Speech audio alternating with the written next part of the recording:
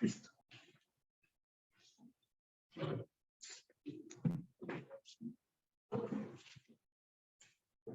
En el Reino Christi, nuestra espiritualidad decimos que es cristocéntrica, Cristo al centro. Y por el nombre del Reino Christi hablamos que nuestra fiesta titular es la fiesta de Cristo Rey. Sin embargo, siempre el Reino Christi ha estado dedicado al Sagrado Corazón de Jesús. Y por ello, siempre hemos, por ejemplo, yo que estudié en un colegio del Reino Christi, siempre celebrábamos los 9 viernes primeros de mes. Había misa en nuestros colegios, o hay misa en nuestros colegios el primer viernes de mes. Es interesante que el primer nombre de la Legión de Cristo era Misioneros del Sagrado Corazón de Jesús. Más adelante se le cambió el nombre a los Legionarios de Cristo. Sin embargo, siempre hemos reconocido que el origen de la Legión del Reino Christi está inserto en el misterio del corazón de Cristo. Y es por ello que es bueno entrar y conocer un poco todo lo que está en torno a la fiesta del Sagrado Corazón. Fíjese, no es lo mismo decir conozco a Mónica que decir conozco el corazón de Mónica. Si conozco a Mónica, podría decir, hablar de sus hijos, hablar de su esposo, hablar de diversas situaciones, pero ese conocimiento íntimo, decir, la conozco de corazón o conozco su corazón, habla de un conocimiento personal, de un conocimiento íntimo. Por eso también para nosotros decir que conocemos a Cristo, pues podría ser, no sé, hemos visto videos de National Geographic o hemos ido a Tierra Santa y podríamos, conozco dónde nació Jesús, conozco la época, conozco de su historia. Pero cuando alguien dice, conozco el corazón de Cristo, tiene un conocimiento íntimo de Cristo. Y si recordamos la definición del Reino Christi, cuando hablamos del carisma, es esa experiencia de Cristo que nos ha convocado y nos ha reunido para enviarnos a evangelizar, para estar con Él y enviarnos a evangelizar. Por eso, en el núcleo de la espiritualidad cristocéntrica, no es un conocimiento teórico. No se trata de decir que Cristo nació hace 2000 años. Es el conocimiento íntimo de Jesús. No es un conocimiento académico, que es bueno tenerlo, pero es fundamentalmente un conocimiento del corazón de Cristo. Es decir, es entrar a las entrañas del corazón de Cristo. Y entrar a las entrañas del corazón de Cristo, pues no es otra cosa más que entrar en las entrañas de Dios. Porque dice la primera carta de San Juan, que a Dios nadie lo ha visto jamás. Lo conocemos porque Cristo nos los ha revelado. ¿Quién es Cristo? Es la revelación de Dios a nosotros. No podíamos acceder al conocimiento de Dios, pero que gracias a Dios que se hizo hombre, es decir, que tiene un corazón humano, podemos conocer a Dios. Estamos en nuestra categorías humanas, en capacidad de conocer a Dios. Pues bien, una vez dicho esta introducción, quisiera en primer lugar hablar del sentido teológico de la devoción al Sagrado Corazón, hablar de la historia de la devoción al Sagrado Corazón, para terminar con las promesas del Sagrado Corazón de Jesús, ¿no? Siempre digo, si quieren preguntar algo, pregúntenlo, ¿no? Pero pues por mi forma de hablar se dan pocas preguntas, así que ayer tuvimos una misa didáctica, dije pregunten lo que quieran y no le pregunto nada, así que no me da miedo decir pregunten lo que quieran, ¿no? Porque habrá pocas cosas. Sentido teológico de la devoción al Sagrado Corazón. Hay que decir que el desarrollo de la teología o de los dogmas de la Iglesia Católica han surgido gracias a las herejías. Si ustedes ven el credo del domingo, todas las partes del credo son respuestas a herejías.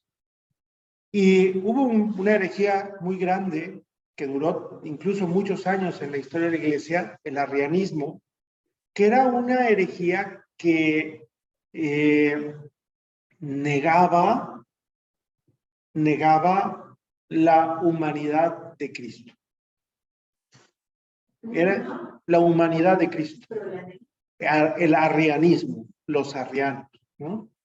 Si tengan ustedes en cuenta que después de Constantino, el emperador se hizo arriano. Y todos los demás, y entonces empezó a haber, hubo un cisma en la iglesia, había multitud de obispos. Entonces hubo un concilio, es decir, el Papa convoca un concilio y hubo grandes, San Basilio, por ejemplo, doctores de la iglesia, que defendieron la naturaleza divina de Cristo, la humana y divina de Cristo, la unión de dos naturalezas de Cristo.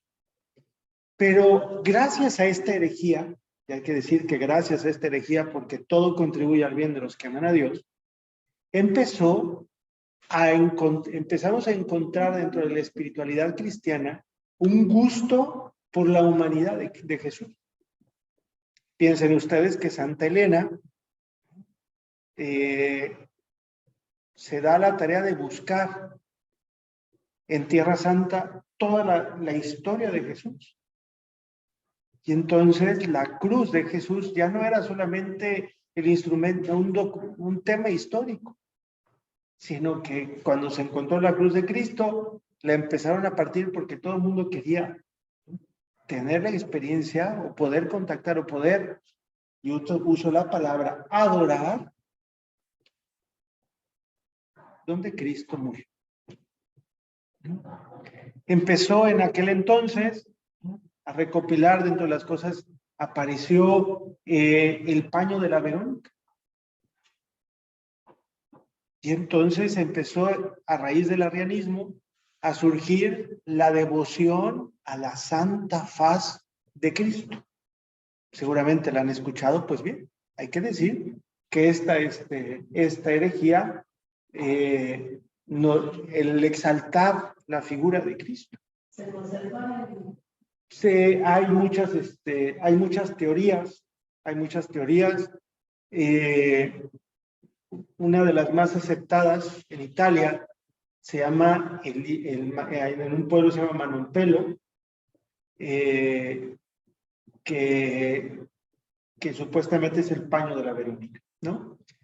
¿Qué significa Verónica? Vero, verdadero, icono, imagen, la verdadera imagen del rostro de Jesús, ¿no? No es que haya habido una mujer, porque además no es un hombre judío, ¿no? Era la mujer que en la tradición se acercó a Jesús a curarlo, a consolarlo, y en su rostro se quedó.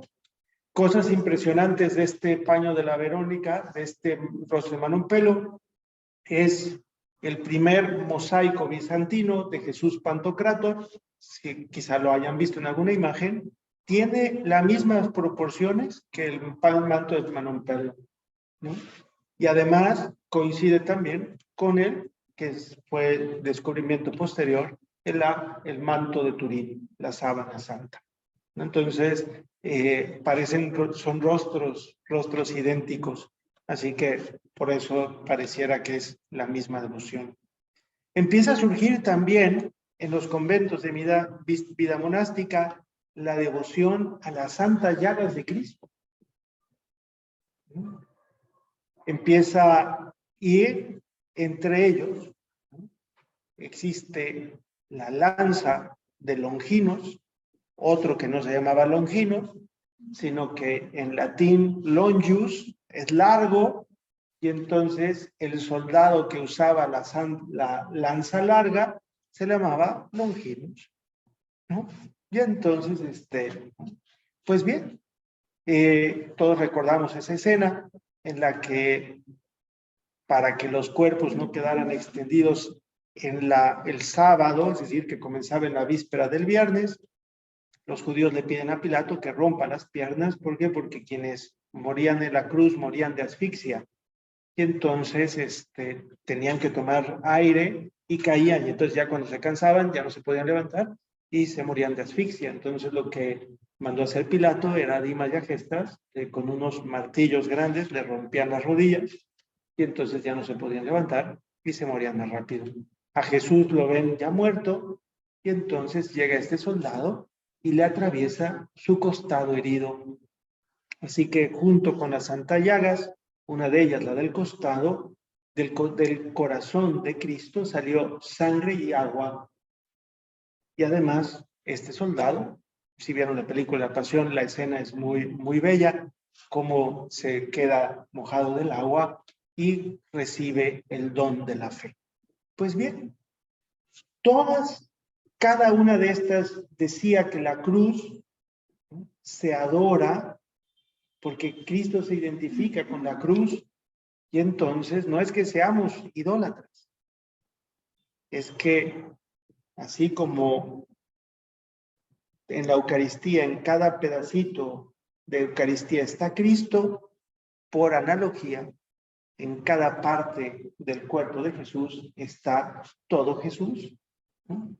Es una analogía y por lo tanto son objeto de adoración.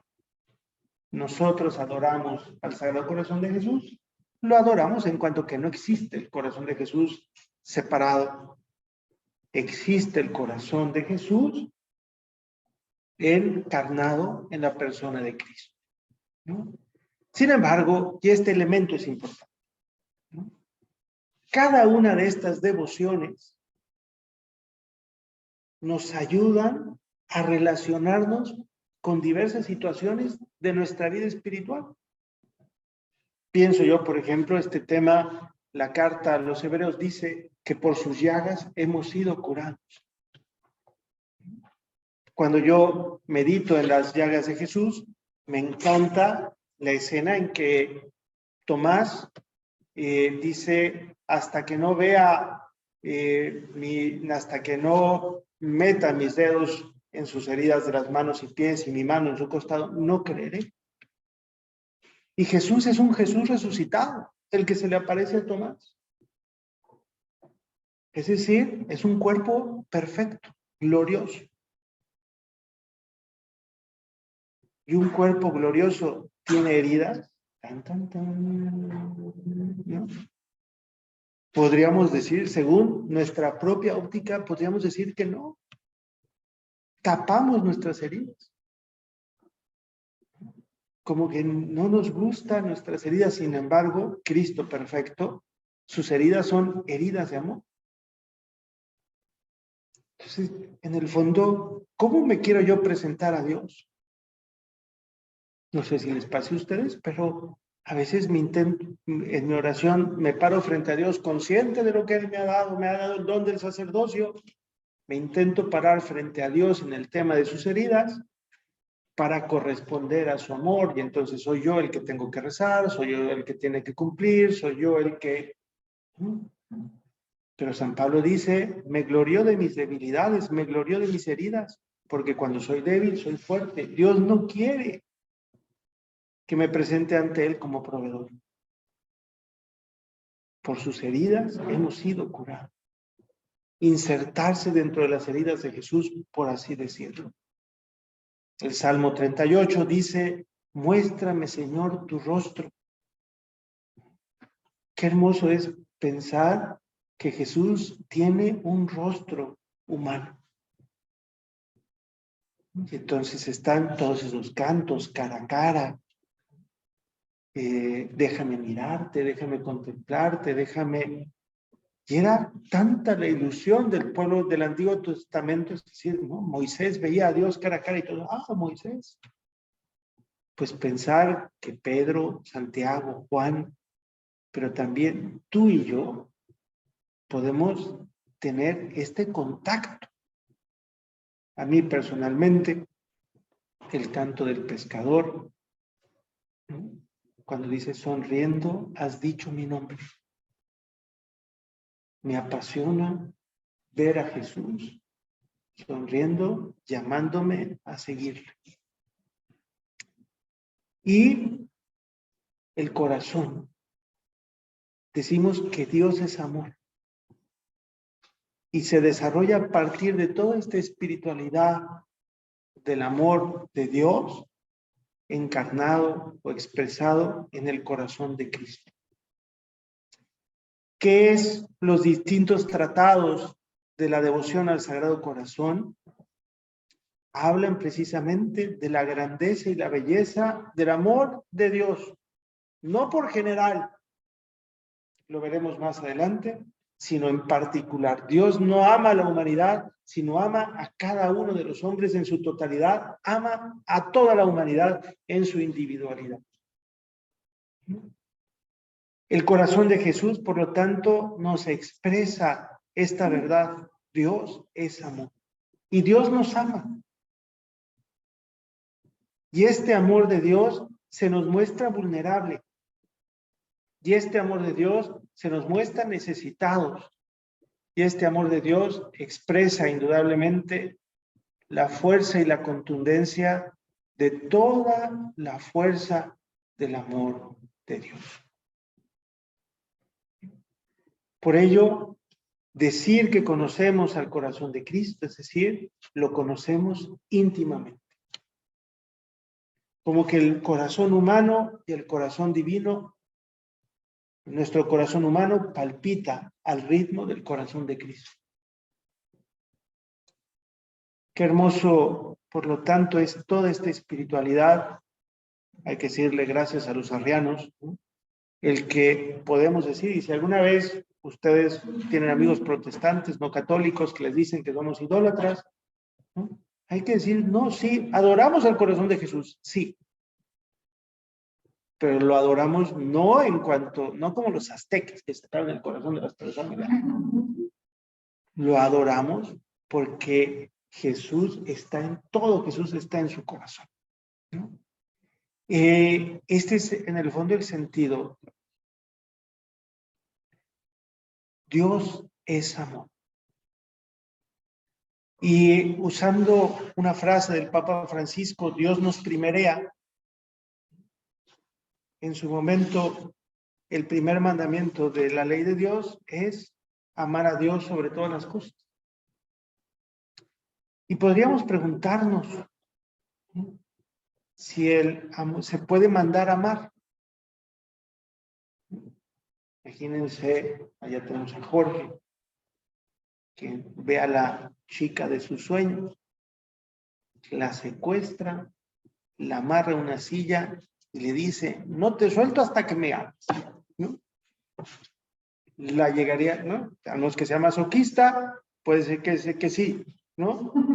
Pero no. ¿Por qué Dios nos manda amar? Dice San Juan que el amor a Dios no consiste en que amemos a Dios, sino en que Él nos amó primero.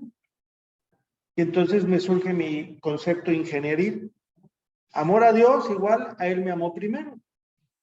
Y entonces sustituimos este término por el primer mandamiento. Él me amó primero sobre todas las cosas. Dios nos primerea. Dios nos está primereando. Somos unos consentidos, consentidas de Dios. Dios todo lo que hace, lo hace por nosotros. Ya me la han escuchado, nada más la menciono aquí porque entra dentro de la idea una viñeta de Mafalda en la que está Mafalda en la entrada del baño de su papá y su papá se está rasurando y le dice, papá, ¿qué te hiciste hoy que te ves tan guapo? ¿No? Y entonces aparece el siguiente recuadro, el papá desayunando, feliz. Después en el metro todo apretado, feliz. En el trabajo el jefe gritándole, feliz. Y al papá luego con insomnio y feliz. ¿Por qué? Porque escuchó de su hija. ¿Podemos nosotros escuchar a un corazón de Cristo que dice, todo lo que hago lo hago por ti? nos sentimos amados por Dios. Él nos primerea. Y es ahí donde brota una respuesta amorosa a Dios nuestro Señor. Fundamento teológico. Como les contaba,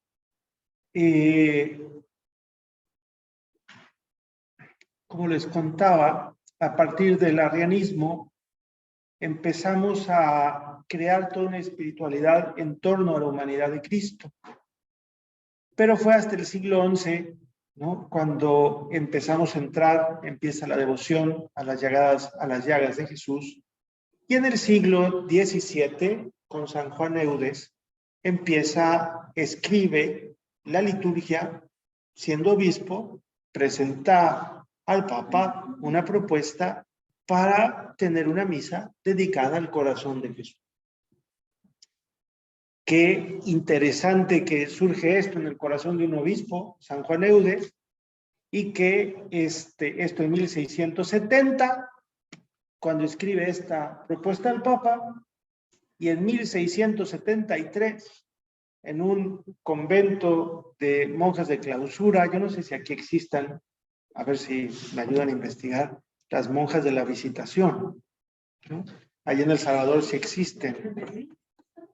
Las de la Visitación, sería interesante. La verdad es que tiene, en esta congregación, está un día, es una congregación de clausura y por lo tanto hacen adoración en diversos momentos del día, ¿no? Así como en la liturgia de las horas se reza las horas intermedias, que es la tercia, nona y sexta, ellas rezan, ¿no?, también estas horas en la medianoche. Entonces se levantan a hacer su adoración y entonces estando ahí está una monja joven, Margarita María de Alacoque, se le aparece el Sagrado Corazón que le pide que la vaya a ver en la víspera del primer viernes de mes. Y entonces, pues como era monja, con voto de obediencia, va y le cuenta a su superiora que se le apareció el Sagrado Corazón de Jesús, ¿no? Entonces imagínense que un día llega Jorge y me dice, padre, ¿no? Ana, padre, se me apareció la Virgen. Ah, muy bien, ¿no? Y entonces, la superiora desconfió, porque además era muy joven, Margarita María de Alacoque, a la sazón creo que tenía 16 años, ¿no? Era novicia. Y entonces, pues, le prohíbe ir, ¿no? Y entonces empezó a sufrir ella en su conciencia. Y se le aparece el viernes, el jueves por la mañana, el Sagrado Corazón y le hace una promesa que ella moverá el corazón de su superiora, lo único que le pide que confíe. Y va a haber los turnos de adoración y nuevamente aparece su nombre a la medianoche del jueves, ¿no? Y estando ahí se le aparece el Sagrado Corazón de Jesús. El confesor de estas monjas de la Visitación era un sacerdote jesuita, ¿no?, el padre de la Colombia, beato. Ahora, no sé si ya santo, pero al menos era beato, que pues era confesor, director espiritual de Margarita María de Alacoque, y toma todas las apariciones, le ordena escribir, lo presenta al Papa, no encuentra ningún error teológico y se empieza a dar la difusión de la doctrina del Sagrado Corazón de Jesús. Pensemos que hay 3 encíclicas de papas, ¿no?, sobre la devoción al Sagrado Corazón de Jesús. Y ha habido distintas instrucciones y fueron los jesuitas, a través de este sacerdote, que dieron una difusión mundial a la devoción del Sagrado Corazón de Jesús, ¿no? Pensemos en la repercusión que ha tenido, ¿no? Decía que se le aparece el corazón de Jesús, un corazón, describe ella, ardiendo en llamas, coronado de espinas, con espada, atravesado de espada. y que le dice a Margarita María, mira este corazón que tanto ha amado a los hombres y que de ellos no recibe más que desprecio. Al menos tú ámame. La devoción al Sagrado Corazón es, por lo tanto, una devoción de desagravio. Estamos entrando en el modernismo. El fin, el siglo XVIII, un siglo después, son las grandes revoluciones ateas. Y es en este contexto donde Jesús pide ser consolado, no en genérico, sino que le dice a Margarita María de Alacoque y a partir de ella a cada uno de nosotros esta invitación. Al menos tú ámame. Y es por ello que nos vamos dando cuenta cómo en el movimiento Regnum Christi hablamos del principio de persona a persona. ¿Qué pasa? Precisamente por ello.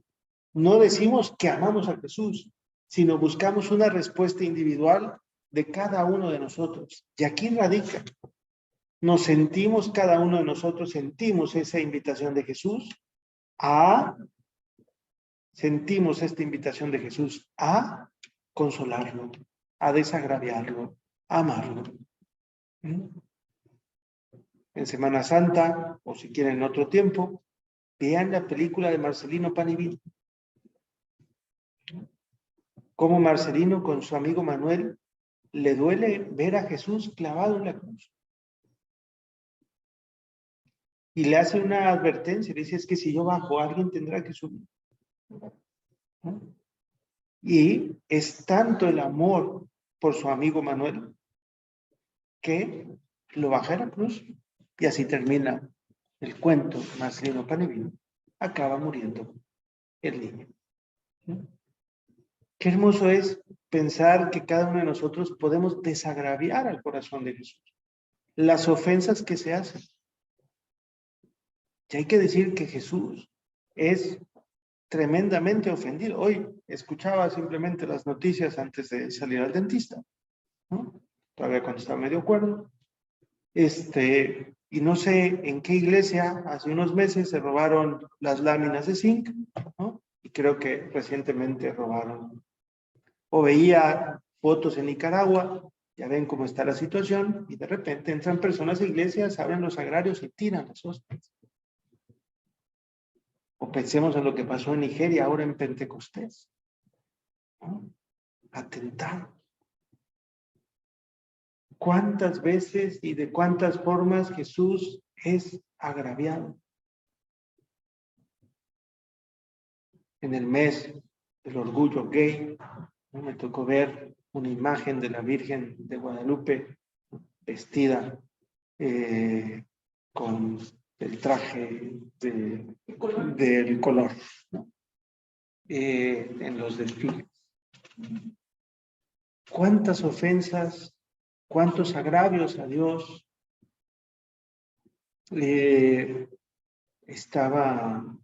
Estuvimos en El Salvador la semana pasada, hace 2 semanas, y de verdad era la tensión. Nosotros pasamos para la casa de los padres, está cerca de la Universidad de los Jesuitas, la UCA, y por lo tanto, una de las calles anexas, pues hay muchos restaurantes y muchos bares en torno al mundo de la universidad.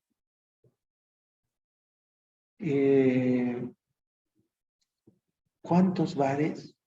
El santo pecado, por ejemplo, donde la lujuria no es mala, o donde la gula no es mala. ¿Cómo se trivializa o se banaliza lo sagrado en el mundo de hoy? La pregunta es si nos sentimos comprometidos, si nos duele todo lo que pasa al corazón de Cristo. O vivimos a veces tan inmersos dentro de nosotros, de nuestras necesidades, de nuestros problemas, que nos olvidamos de sentirnos tan amados por este corazón que surge en nosotros el anhelo de desagraviar. Pues bien, una vez dicho esto, quisiera... ¿Dónde quedó esto?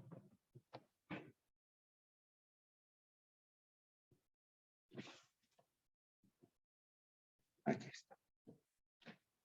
Repasar con ustedes, dentro de las apariciones, Margarita María de Alacoque le dijo: aquel que fomente la devoción al Sagrado Corazón y que cumpla los 9 viernes primeros de mes, comulgando, desagraviando el corazón, confesándose durante una semana antes o después, y haciendo una oración o propagando la devoción al Sagrado Corazón, recibirá estas 12 promesas. Y tengo que decirles, al menos la última es que quien lo haga no morirá en pecado mortal. Tengo que decir que me han tocado 2 experiencias en que funciona muy bien la devoción al Sagrado Corazón, ¿no? Las cuento. Fíjense, la primera de ellas, íbamos regresando de un fin de semana de formadores allá en Morelia, México, y venía yo manejando una van y 2 coches adelante de mí, de repente como que volanteó, ¿no? Seguro se quedó dormido y se fue por el arcén, ¿no? Y chocó con el muro de contención, se volteó el carro. Y entonces, bueno, evidentemente frenamos y como acaba de pasar, pues yo me bajé como sacerdote a preguntar si había algo, ¿no? El señor estaba agonizante, quedó muy, muy lastimado, muy mal. Y pues me permití darle la absolución, ¿no? Los santos óleos, y era descubrir ahí en el aire acondicionado una estampa del Sagrado Corazón de Jesús, ¿no? Es decir, como la coincidencia de hacerlo. Y así como también en la hora de las presas, está también allá en Morelia. Morelia es una ciudad, es un valle muy pequeño, y el desarrollo moderno de la ciudad se está haciendo arriba de 2 colinas, ¿no? 2 colinas que son como paralelas, que desembocan al valle central. Y los 2 desarrolladores son 2 familias de empresarios peleadas entre sí, y entonces no quieren, los 2 pelean para que no les obliguen a hacer un puente que una las 2 colinas, así que cada una quiere tener su propia vialidad. Y en esos problemas, bajar de cualquiera de esas colinas es un caos, máxima la hora pico, ¿no? Fuimos yo y el colaborador a almorzar con una familia arriba, y estábamos bajando. Nuestra casa estaba en el Valle Central, la Casa del Reino también en el Valle, allá en la ciudad de Morelia. Y en eso recibo una llamada, vengo manejando, y padre, me pasaron su contacto, fíjese que mi mamá está en un hospital público, está muy grave, está muriendo, y quiero pedir si puede ir a darle los santos óleos y la comunión. Le digo: ¿y en qué hospital está tu mamá? En el hospital, en el hospital público, el Seguro Social de Camelina.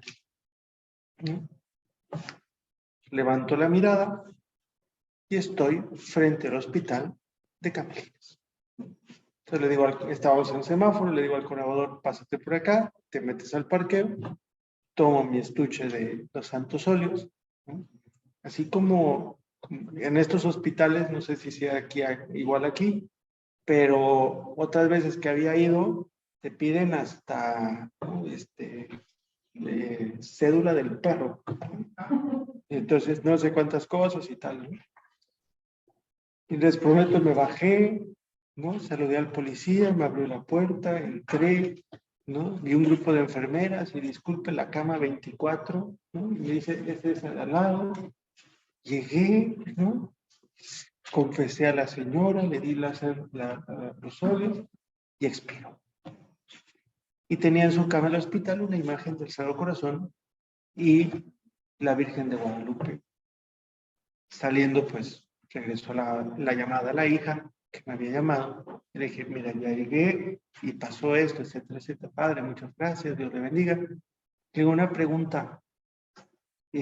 ¿Por qué había unas estampas del Sagrado Corazón? Y dice, porque mi mamá no fallaba un viernes 1 de mes a misa, ¿no? Pues bien. Promesas. 12 promesas del Sagrado Corazón, ¿no?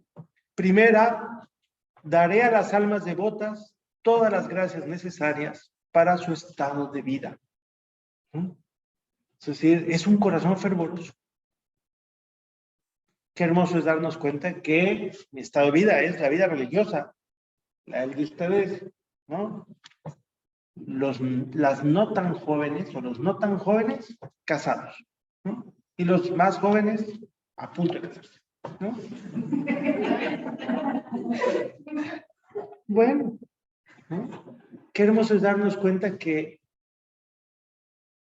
la devoción de los viernes primeros de mes nos ayuda a vivir nuestra vida matrimonial. Ahorita van a ver una, ¿no? Nuestra vida religiosa con fervor.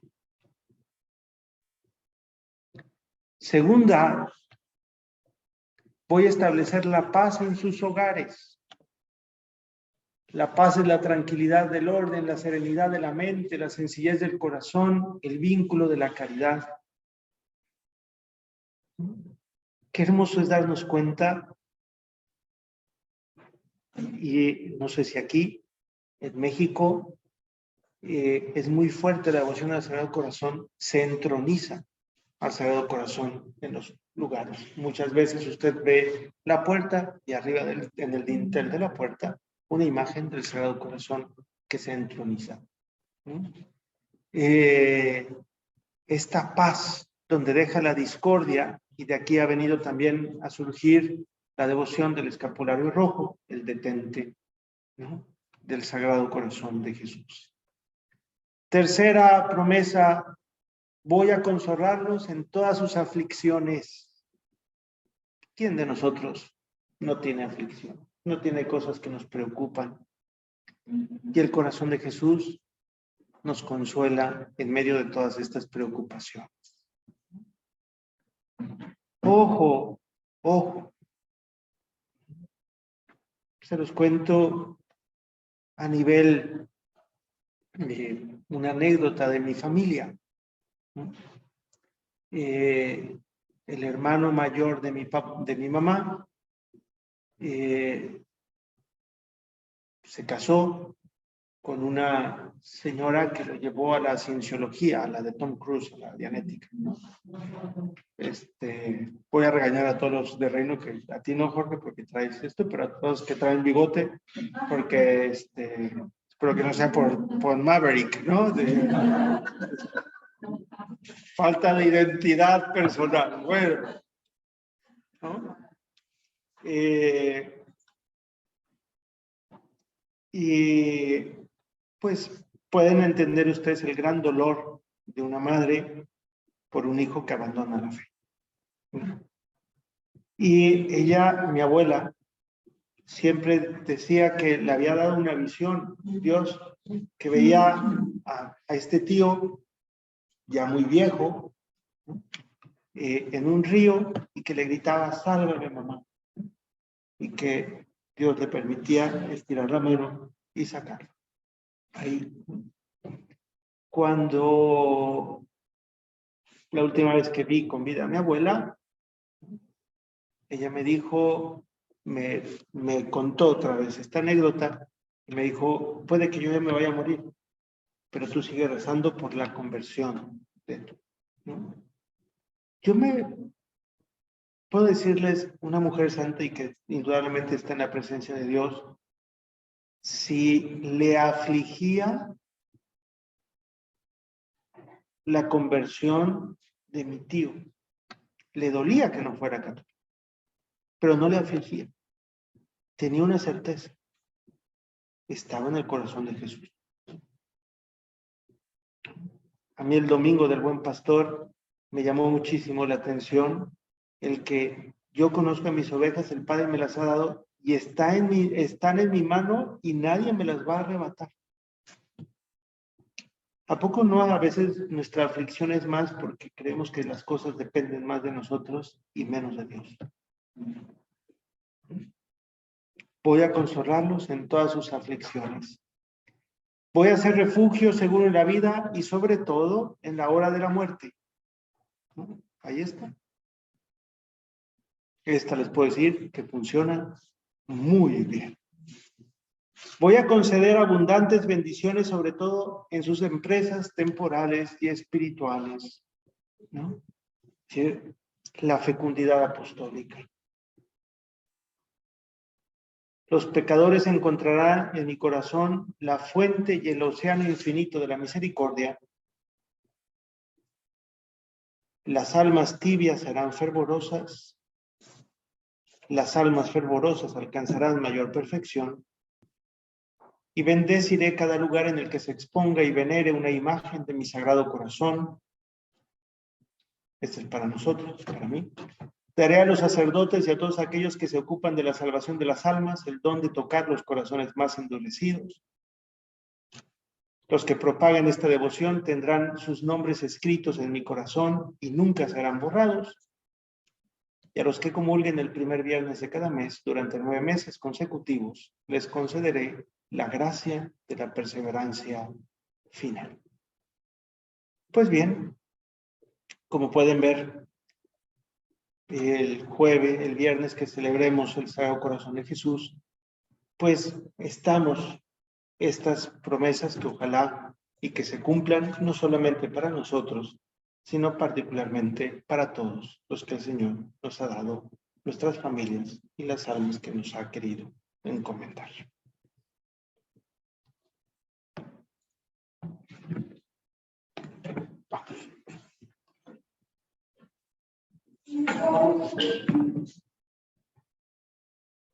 Te damos gracias, Señor, por todos tus beneficios, a ti que vives y reinas por los siglos de los siglos.